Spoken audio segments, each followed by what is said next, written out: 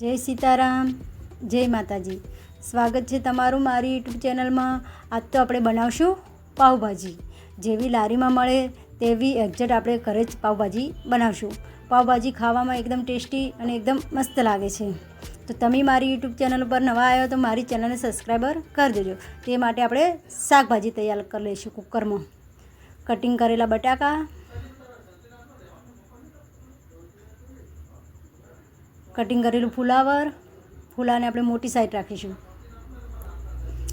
વટાણા એક વાટકી જેટલા, શિમલા મરચાં કટિંગ કરેલા, એક ચમચી જેટલી હળદર નાખીશું। સ્વાદ પ્રમાણે મીઠું નાખીશું। એમાં આપણે પાણી વેડીશું। પાણી આપણું શાકભાજી ડૂબે તેટલું વેડીશું।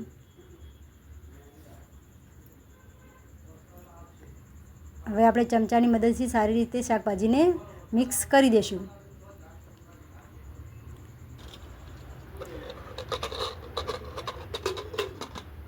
હવે આપણે કુકરનું ઢોકણું વાંકીને 3 સીટી થવા દઈશું। તો આપણી 3 સીટી થઈ જતી તો આપણે જોઈ લઈએ આપણું શાક સારી રીતે બફાઈ જશે કે નહીં। તો જો આપણું શાકભાજી સરસ બફાઈને તૈયાર થઈ જશે। શાકભાજીમાં પાણી રહેશે તો વધુ નહીં, આપણે પાણી રાખવાનું છે। તો જો આપણું શાકભાજી સરસ બટાકાને બધું બફાઈને તૈયાર થઈ જશે। હવે આપણે એક મશીનની મદદથી બધું શાકભાજી સારી રીતે ભાગી દઈશું। આપણે આવી રીતે બટાકાને બધું ભાગી દેવાનું છે। વટાણા આખા રહેશે તો ચાલશે।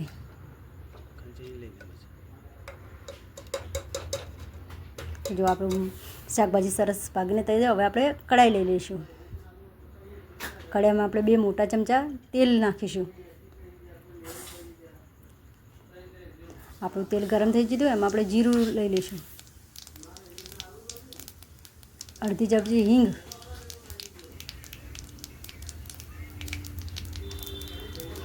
મેં 2 ડુંગળી લઈ લીધી સૂકી સમારેલી, તે અંદર એડ કરીશું। તેને પણ ચમચાની મદદ સારી રીતે મિક્સ કરીને તેલમાં ફ્રાય થવા દઈશું।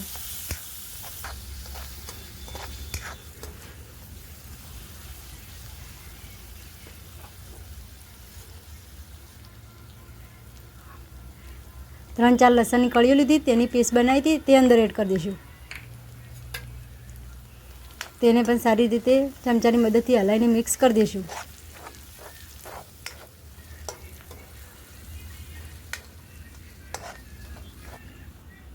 હવે મેં જે મોટી સાઈડના ટામેટાં લીધા હતા તે સમારેલા હતા, તે અંદર એડ કરી દઈશું।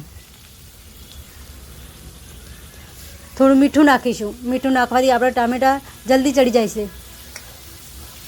ટામેટાને પણ સારી રીતે આવી રીતે ચમચાની મદદથી મિક્સ કરી દઈશું।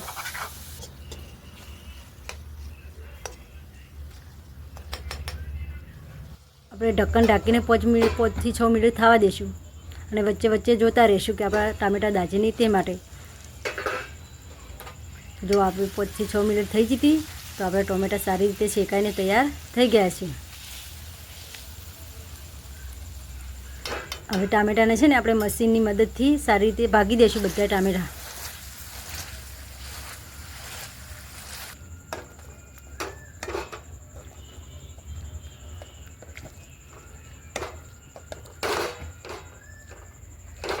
તો આપણે ટામેટાં ભાગીને તૈયાર થઈ જતા। હવે આપણે એમાં મસાલા કરી લઈશું।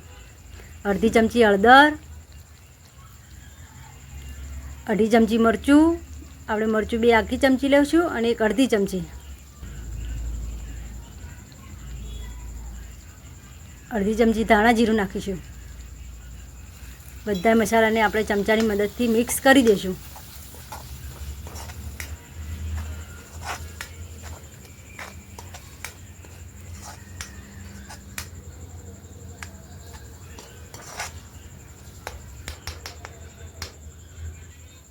હવે આપણે એમાં બટર એડ કરીશું।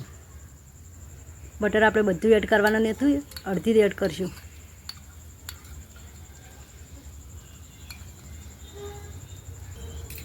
બટરને પણ સારી રીતે ચમચાની મદદથી મસાલાની અંદર મિક્સ કરી દઈશું।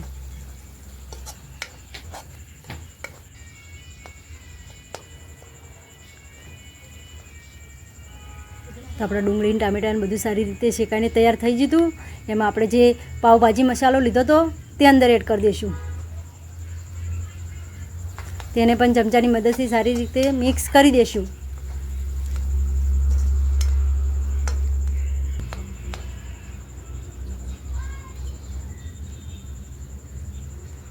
તેમાં આપણે હવે થોડું પાણી એડ કરીશું. આપણે પાણી વધારે એડ કરવાનું નથી, થોડુંક જ એડ કરીશું.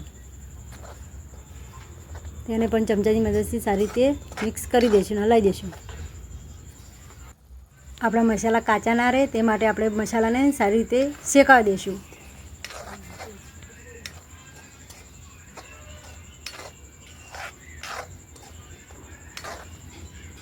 ને આપણે વચ્ચે વચ્ચે આવી રીતે હલાતા રહીશું એટલે આપણા મસાલા દાજે નહીં તે માટે.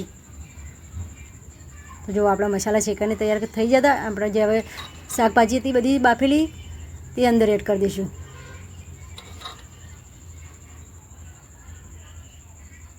શાકભાજીને પણ આપણે સારી રીતે અંદર મસાલાની અંદર મિક્સ કરી દઈશું.